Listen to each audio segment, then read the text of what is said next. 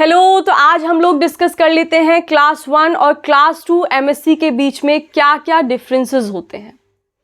हालांकि हम लोगों ने अपने पिछले वीडियो लेक्चर में क्लास 1 एमएससी और क्लास 2 एमएससी को बहुत डिटेल में तो देख ही लिया था, लेकिन कभी कभार हमें डिफरेंसेस से भी क्वेश्चंस देखने को मिल जाते हैं। इसलिए हम प्रॉपर्टी वाइज इन दोनों क्लासेस के बीच में जो डिफरेंसेस हैं उनके बारे में बात कर लेते हैं।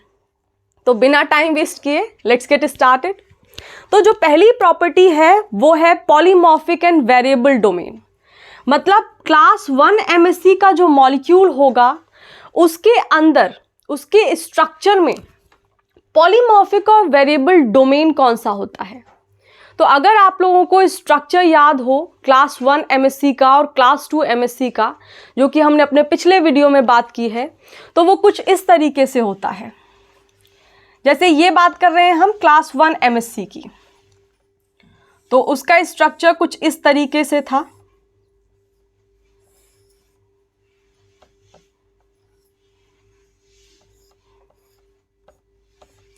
करेक्ट। ये है हमारी क्लास 1 एमएससी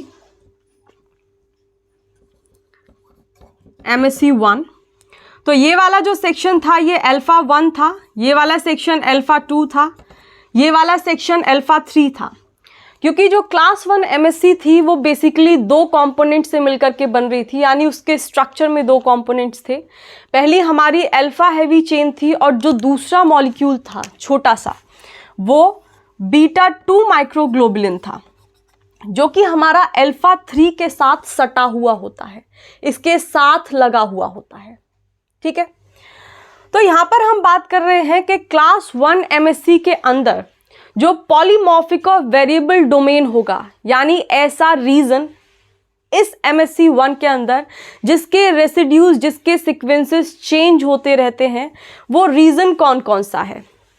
तो हम लोगों ने उस दिन पढ़ा था कि ये जो अल्फा 1 और अल्फा 2 रीजन होता है, इस अल्फा 1 और अल्फा 2 रीजन को हम लोग बोलते हैं close and peptide binding cleft.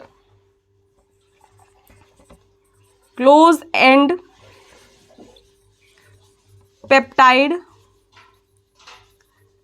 Binding cleft.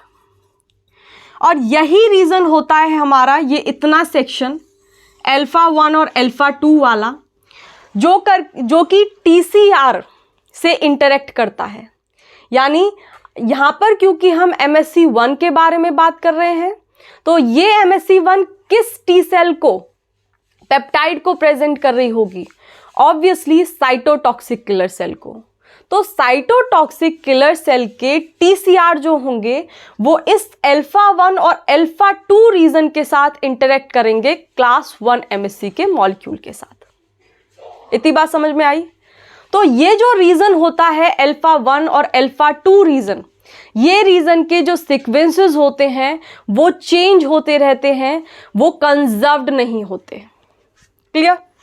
तो पहली बात हमें यहां पता चल गई कि क्लास 1 एमएससी के अंदर जो पॉलीमॉर्फिक एंड वेरिएबल डोमेन्स होते हैं वो कौन से होते हैं? Alpha 1 and alpha 2। Correct? And alpha 2। लेकिन वहीं अगर हम बात करें कि क्लास 2 एमएससी के अंदर जो पॉलीमॉर्फिक और वेरिएबल डोमेन होते हैं वो कौन से होते हैं, तो एक बार ये स्ट्रक्चर की बात कर लेते हैं कि इसका स्ट्रक्चर कैसा था। ये है MSC 2 और ये MSC 2 हमारी प्रेजेंट करती है एंटीजन को, या फिर आपका जो पेप्टाइड होता है हेल्पर टी सेल को। तो इसका स्ट्रक्चर कुछ इस तरीके से था कि इसमें दो पॉलीपेप्टाइड चेन्स थी, एक हमारी अल्फा चेन और दूसरी थी बीटा चेन। और हाइड्रोफोबिक रेसिड्यूज इसके पूरी चेन में थे, यानी alpha polypeptide chain and beta polypeptide chain, दोनों पॉलीपेप्टाइड चेन में थ्रू आउट आपके हाइड्रोफोबिक रेसिड्यूज थे। तो इसको मान लेते हैं हम अल्फा चेन और इस वाली को मान लेते हैं बीटा चेन। तो इसमें भी दो पार्ट्स होते हैं, अल्फा चेन के अंदर दो पार्ट्स होंगे, अल्फा 1 एंड अल्फा 2। सेम इसी तरीके से बीटा चेन के अंदर भी दो पार्ट्स होते हैं, बीटा 1 एंड बीटा 2। और ये जो रीजन होता है ये एन टर्मिनल रीजन होता है क्लास 2 एमएससी का, और ये वाला जो रीजन होता है, ये वाला जो टर्मिनल होता है, ये सी टर्मिनल होता है। और वहीं अगर हम क्लास 1 एमएससी को देखें तो ये वाला जो रीजन होता है ये एन टर्मिनल होता है, ये वाला रीजन, और ये वाला रीजन होता है सी टर्मिनल। तो यहां पर जो आपके पॉलीमॉर्फिक एंड वेरिएबल डोमेन होंगे क्लास 2 एमएससी के अंदर, वो ये दोनों होंगे, क्योंकि जो पेप्टाइड होती है वो इस वाले रीजन पे आकर के बाइंड करती है। यानी professional antigen presenting cell recognition करके फॉरेन मॉलिक्यूल का जब इस MSC2 को देंगी तो वो जो पेप्टाइड होगी एंटीजन की, वो इस वाले रीजन से आकर के बाइंड कर जाती है। और हम लोगों ने पीछे बात की थी कि ये जो रीजन होता है, जो मैंने ग्रीन पार्ट से डिनोट किया है, इस रीजन को हम बोलते हैं open and peptide binding cleft. और इस open and peptide binding cleft पर आकर के हमारा जो पेप्टाइड होता है वो अटैच हो जाता है। तो अब कौन कौन से रीजन उस पेप्टाइड के साथ इंटरेक्ट कर रहे होंगे? Alpha 1 and beta 1। तो ये जो रीजन होता है MSC2 के अंदर, ये वाला पार्ट हमारा पॉलीमॉर्फिक एंड वेरिएबल डोमेन होता है। मतलब इसके जो सीक्वेंसेस होते हैं वो चेंज होते रहते हैं। तो इधर कौन सा पार्ट है हमारा पॉलीमॉर्फिक एंड वेरिएबल डोमेन वाला? Alpha 1 and beta 1। इतनी बात समझ में आई? ये क्लास 1 MSC, इसके अंदर जो पॉलीमॉर्फिक डोमेन है वो अल्फा 1 एंड अल्फा 2 है, और इधर जो पॉलीमॉर्फिक डोमेन है वो अल्फा 1 एंड बीटा 1 है। अब दूसरी जो प्रॉपर्टी है वो है कंजर्व्ड एंड कांस्टेंट डोमेन। इस क्लास 1 MSC के अंदर कंजर्व्ड डोमेन कौन सा होगा, और इस क्लास MSC2 के अंदर कौन सा कंजर्व्ड डोमेन होगा? तो ये जो अल्फा 3 होता है MSC1 के अंदर, ये जो अल्फा 3 होता है, इसके जो रेसिड्यूज होते हैं, इसके जो सीक्वेंसेस होते हैं वो कंजर्व्ड होते हैं। तो यहां पर जो डोमेन कंजर्व्ड है हमारा,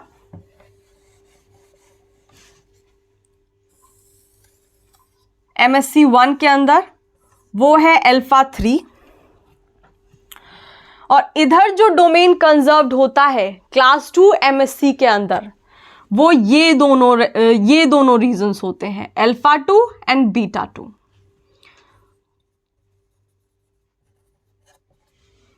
कांस्टेंट एंड कंजर्व्ड से मतलब समझे? मतलब इनके जो सीक्वेंसेस होंगे वो चेंज नहीं होते, वो कांस्टेंट रहते हैं, वो कंजर्व्ड रहते हैं। अब इतनी बात हम लोगों को समझने में आई। अब तीसरी बात कर लेते हैं,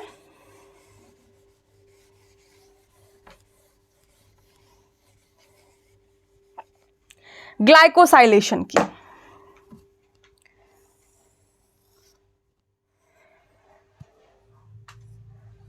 तो ग्लाइकोसाइलेशन का मतलब होता है कि कार्ब्स के रेसिड्यूज का अटैचमेंट, करेक्ट? तो जो हमारी MSC क्लास 1 होती है उसमें जो कार्ब्स के रेसिड्यूज होते हैं वो हमारे कौन से वाले रीजन पर आकर जुड़ेंगे? यानी MSC1 के अंदर कौन से वाला रीजन होगा जिसमें कार्ब्स के रेसिड्यूज आकर के जुड़ेंगे? तो वो जो रीजन होगा वो होता है अल्फा 2 रीजन। और इधर जो रीजन होता है जिस पर कार्ब्स के रेसिड्यूज आकर के जुड़ते हैं, यानी जहां पर ग्लाइकोसाइलेशन होता है, वो होता है MSC1 के अंदर अल्फा 2, और MSC2 के अंदर होता है अल्फा 1, अल्फा 2 एंड बीटा 2। इतनी बात आ गई समझ में? अभी हम ऊपर का पोर्शन मिटा लेते हैं ताकि हम एक बार स्ट्रक्चर बना लें, और क्योंकि स्ट्रक्चर बनाएंगे तो ये पेप्टाइड बाइंडिंग स्पेस हमको एक बार समझने में आ जाएगा, और ये भी पता कर लेंगे लाइक सेल्स का, टी सेल्स का इंटरेक्शन एक बार देख लेते हैं उधर। तो एक बार स्ट्रक्चर बना लेते हैं क्योंकि डिफरेंस समझने में नहीं आएगा ऐसे। तो इतनी बात समझ में आई पहले कि जो पॉलीमॉर्फिक और वेरिएबल डोमेन होता है MSc 1 के अंदर अल्फा 1 एंड अल्फा 2 होता है और MSc 2 के अंदर अल्फा 1 एंड बीटा 1 होता है। वहीं अगर हम कंजर्व्ड एंड कांस्टेंट डोमेन की बात करें तो इसके अंदर MSc क्लास 1 के अंदर अल्फा 3 होता है और इसके अंदर अल्फा 2 एंड बीटा 2 होता है, यानी इसके रेसिड्यूज कांस्टेंट रहते हैं। करेक्ट।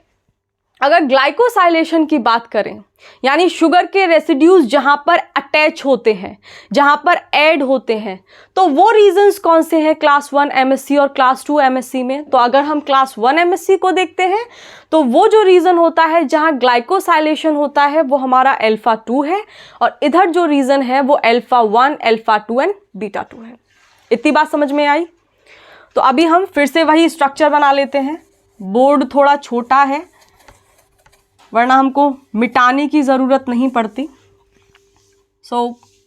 कैसे था क्लास 1 MSc का स्ट्रक्चर?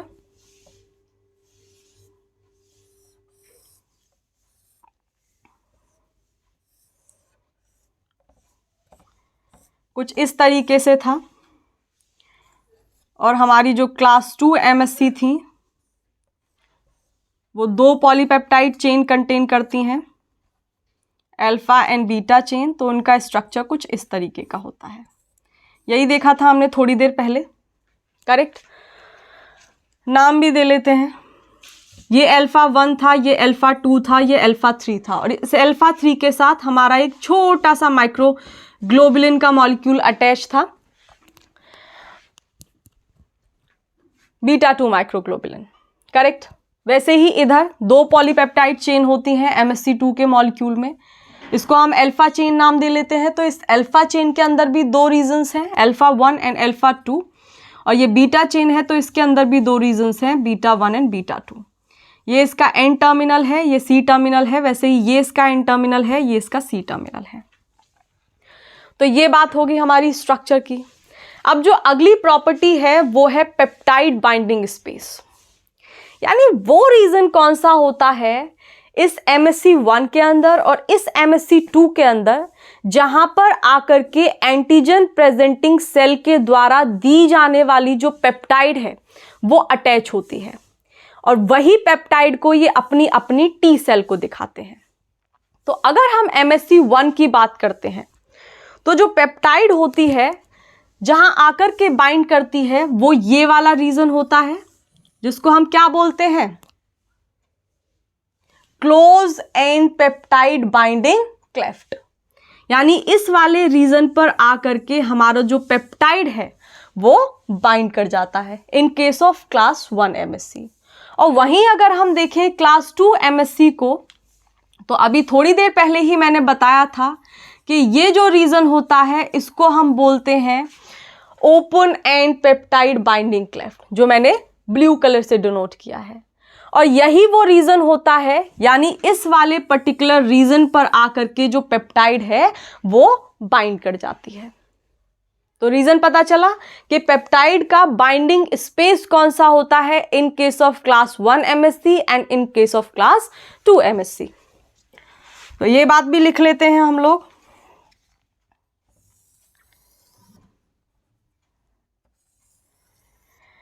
हाँ जी, तो क्लास 1 MSc के अंदर कौन सा रीजन था, ये वाला।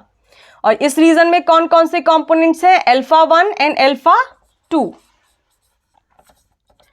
और अगर हम क्लास 2 MSc को देख रहे हैं तो यहां कौन से वाले रीजन पे आकर के पेप्टाइड बाइंड कर रहा है, अल्फा 1 एंड बीटा 1।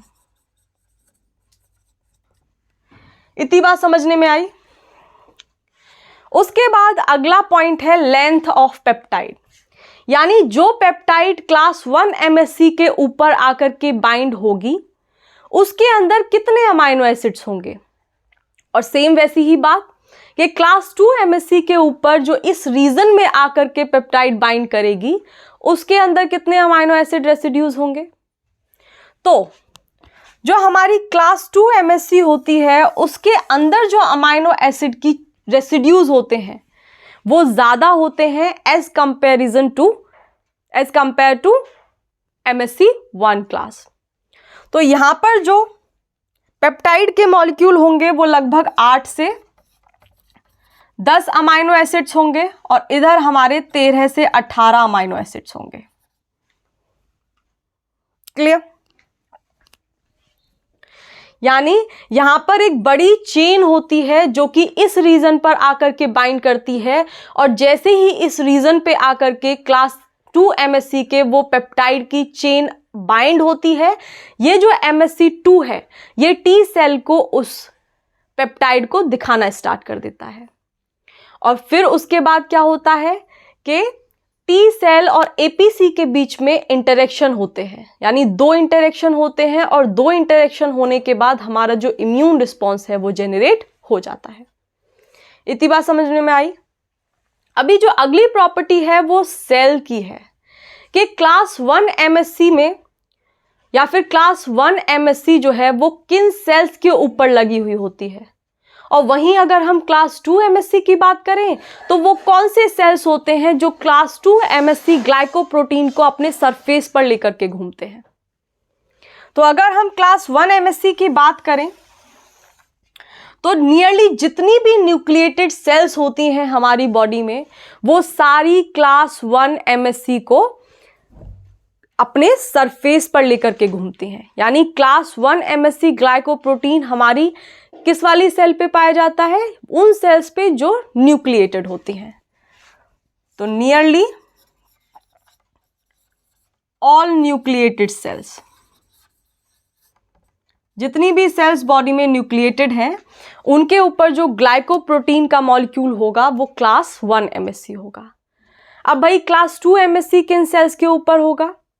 हमारी बॉडी के अंदर जो प्रोफेशनल एंटीजन प्रेजेंटिंग सेल्स होती हैं, यानी वो सेल जो कि प्रोफेशनली एंटीजन प्रेजेंटिंग सेल हैं, जिसमें हमारी सिर्फ 3 होती हैं, B cell, dendritic cell and macrophages.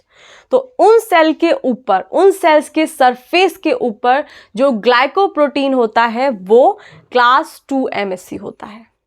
Correct?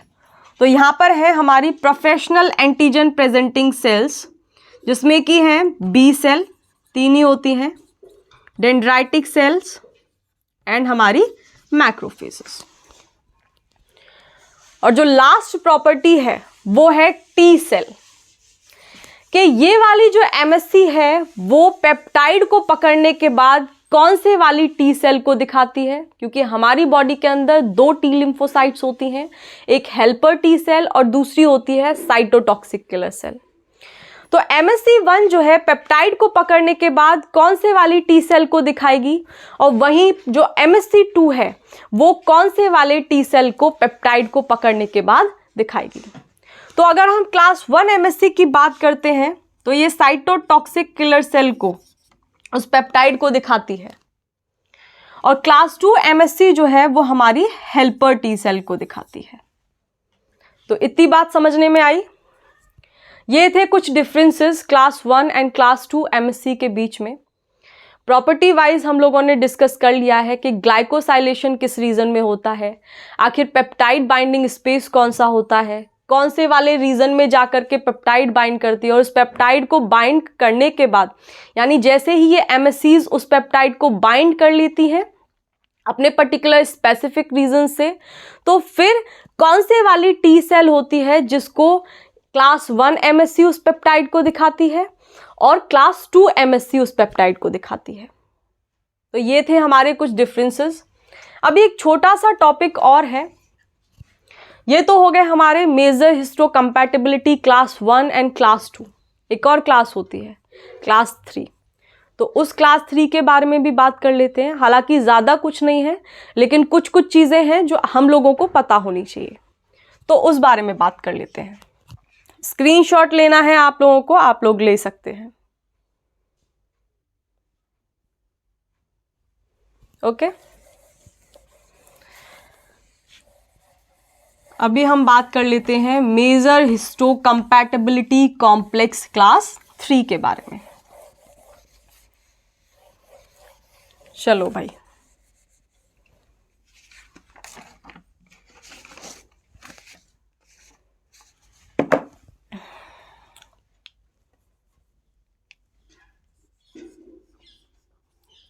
MsC3।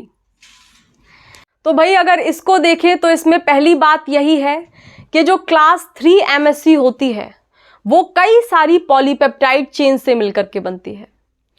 जैसा कि हमने देखा था क्लास 2 MsC में, तो वहां पर सिर्फ 2 पॉलीपेप्टाइड चेन्स थी, एक अल्फा चेन और एक बीटा चेन। लेकिन क्लास 3 MsC जो है वो कई सारी पॉलीपेप्टाइड चेन से मिलकर के बनती है। तो पहली बात तो यही होगी कि made up of multiple polypeptide chains.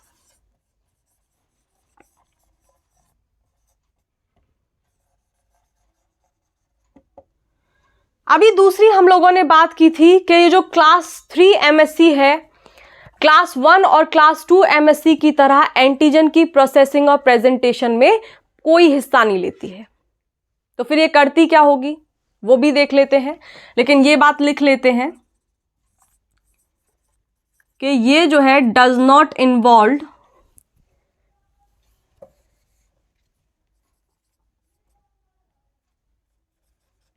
involved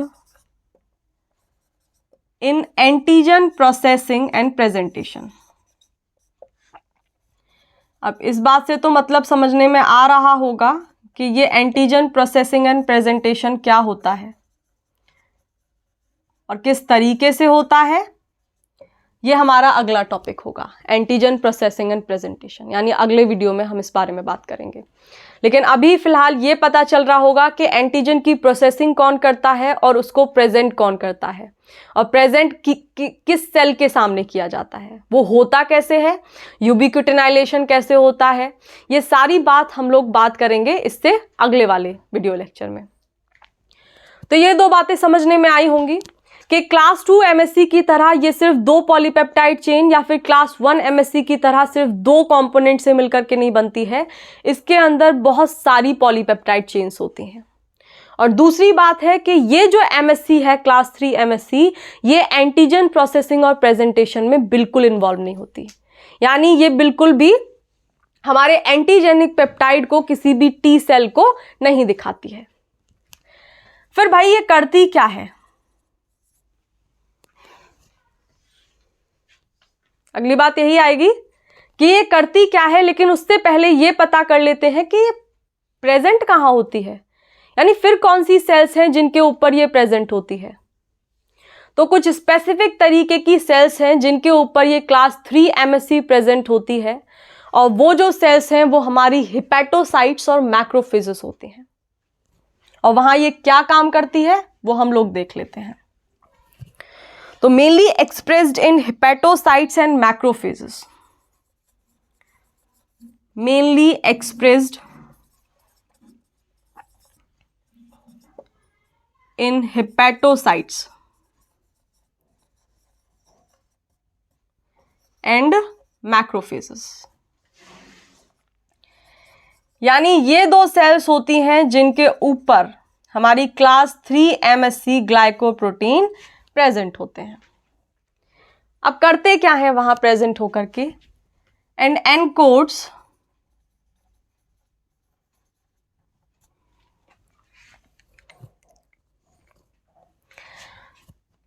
कुछ कॉम्प्लीमेंट फैक्टर्स को एक्टिवेट करने का काम ये क्लास 3 MsC मॉलिक्यूल करता है। तो वो कौन कौन से कॉम्प्लीमेंट फैक्टर्स हैं, कॉम्प्लीमेंट फैक्टर्स का एक्टिवेशन, जैसे अगर स्पेसिफिकली बात भी की जाए तो जैसे हमारा C2 हुआ, C4 हुआ एंड फैक्टर B हुआ, C2 C4 and factor B। तो ये जो हमारी क्लास 3 MsC के मॉलिक्यूल्स होते हैं ये मेनली हिपैटोसाइट्स और मैक्रोफेजेस के ऊपर एक्सप्रेस होते हैं, और वहां करते क्या है, कुछ कॉम्प्लीमेंट फैक्टर्स को एक्टिवेट करते हैं, जैसे हमारे C2 हुआ, C4 हुआ, फैक्टर B हुआ। कुछ हीट शॉक प्रोटीन्स को भी एक्टिवेट करते हैं। तो दूसरा पॉइंट हो गया हीट शॉक प्रोटीन का भी एक्टिवेशन हो जाता है। और अगर फाइनल बात करें तो कुछ साइटोकाइंस को भी सिक्रीट करा देते हैं, जैसे हुए हमारे TNF अल्फा।